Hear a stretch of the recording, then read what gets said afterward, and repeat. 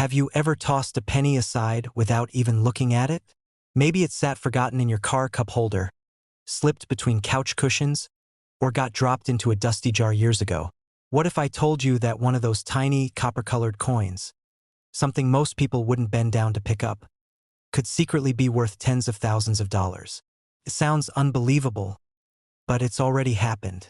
Ordinary-looking Lincoln pennies, like a rare 1976 era coin, have stunned collectors by selling for anywhere between $66,500 and $159,000.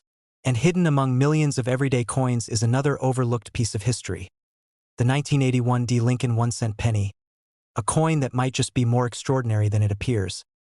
Picture this: it's 1981 in the United States. Inflation has been squeezing households for years.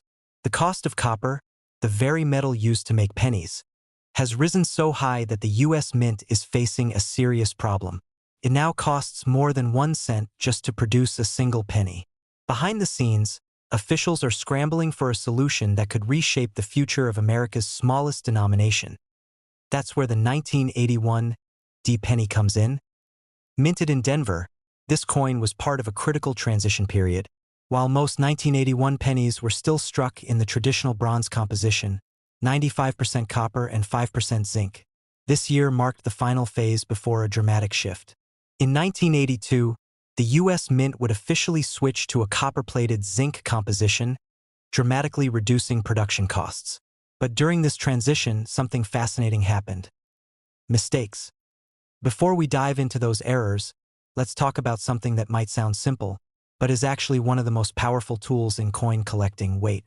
The official weight of a standard 1981 D. Lincoln cent is 3.11 grams. That's the weight of a bronze penny.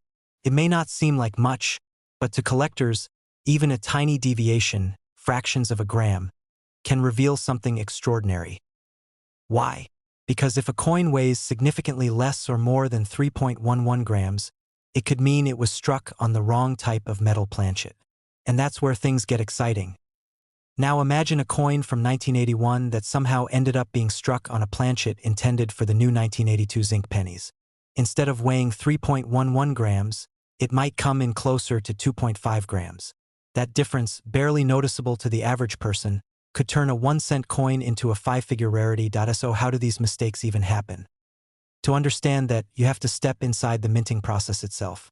Coins are made at astonishing speeds, hundreds per minute. Blank discs of metal, called planchets, are fed into massive presses. Each one is struck with incredible force, imprinting the familiar image of Abraham Lincoln on the front and the Lincoln Memorial on the back. But when you're producing billions of coins, perfection isn't always possible. Sometimes the wrong planchets get mixed together. Sometimes dies, those engraved metal stamps, become worn or misaligned. Sometimes coins are struck slightly off-center or even struck twice. These are the moments when ordinary coins become extraordinary. And the 1981 D penny has its share of these rare and valuable errors. Point one of the most sought after is the off-metal error. This occurs when a coin is struck on a planchet intended for a completely different denomination or composition. For example, a 1981 D penny struck on a dime planchet would be smaller, lighter, and incredibly rare. Only a handful of such coins are ever confirmed, making them highly desirable among collectors. Another fascinating error is the off-center strike. These coins look like they've slipped during the minting process, leaving part of the design missing. While minor off-center strikes might only be worth a few dollars, dramatic ones, where 50% or more of the design is missing, can command thousands. Then there are double dies. This happens when the die used to strike the coin has a slight misalignment during its creation, causing parts of the design, like the date or lettering, to appear doubled. On a 1981 D penny, strong doubling in the word Liberty or the date can significantly increase its value. Mint mark anomalies are another area collectors watch closely. The small d beneath the date indicates the Denver Mint, but if that mark appears weak, misplaced, or doubled, it could signal a rare variation. Image: https://www.coincommunity.com/forum/uploaded/chloisma/20190603_img_2019 0603 underscore 111958 JPG. Image, https://ebaymg.com/images/g/5ekaes-w8tnpa9xg/s-l400. JPG.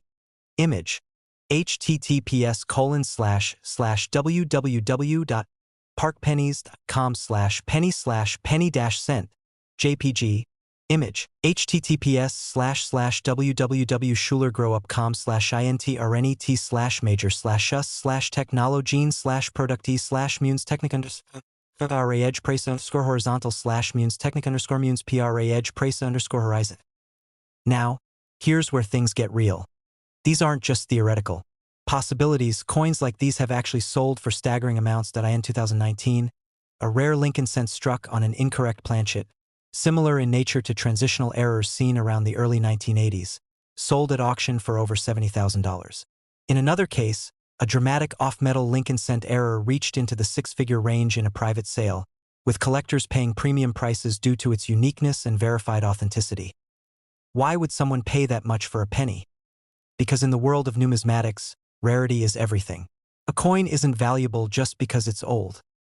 It's valuable because it's rare, well-preserved, and historically significant.